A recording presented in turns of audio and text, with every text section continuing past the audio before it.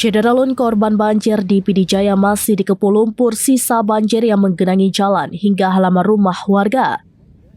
Banjir dahsyat di Bumi Japakeh itu terjadi dampak hujan turun secara terus-menerus selama 2 hari. Akibatnya air bercampur tanah berasal dari pegunungan menerjang Kabupaten PD Jaya. Saat ini lumpur sangat tebal sisa banjir menimbun rumah warga, sarana pendidikan dan tempat ibadah. Selain itu, jalan berubah menjadi alur sungai yang kini masih mengalir air yang bercampur lumpur. Genangan lumpur terjadi di Gampung Menasalo, Kecamatan Merdu, PD Jaya. Gampung Menasalo terdiri dari 4 dusun, yaitu Dusun Pulo, Menasa Gantung, Lok Langsat, dan Pantai Delima. Gampung Menasalo paling parah terjadi bencana banjir dengan ketinggian lumpur yang sangat tebal. Genangan lumpur itu menghiasi halaman rumah dan jalan yang belum dibersihkan. Warga hanya membersihkan rumah secara mandiri dengan pompa air. Korban banjir juga mengevakuasi barang berharga dengan melintasi kubangan lumpur.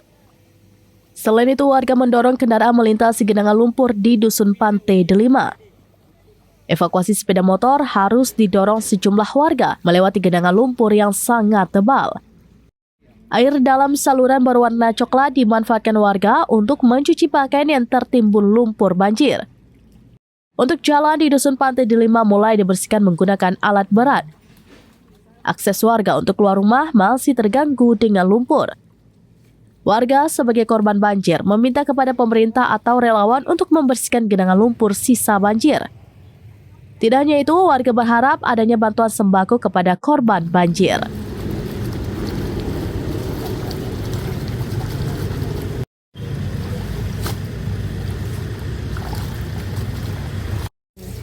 Ada dari iya nya na.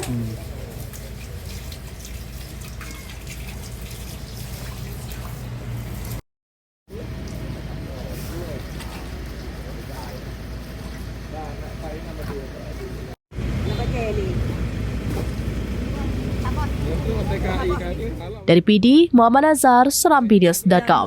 Tribun X sekarang menghadirkan lokal menjadi Indonesia.